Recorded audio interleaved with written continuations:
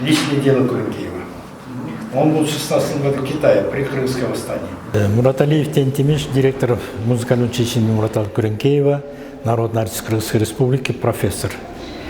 Ну, друзья, мы находимся на здании, исторического здания, это музыкальное училище. Это здание было построено в 1939 году.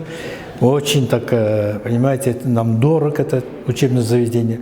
Почему? За год существования, за 80 лет существования училище выпустило музыкантов разной специальности, по всем направлениям, и народной музыки, фольклора, и, конечно, классической, и пианистов, и скрипачей, и духовиков, дирижеров, хоровиков, и музыковедов.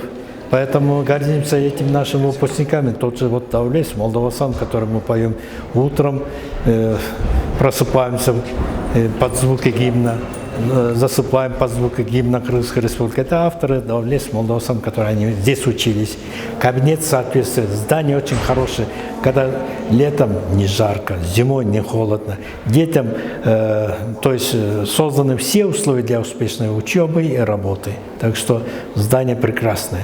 Ну, конечно, необходимо постоянно ремонтировать. Хотя текущий ремонт мы проводим, но требуется капитально хороший ремонт.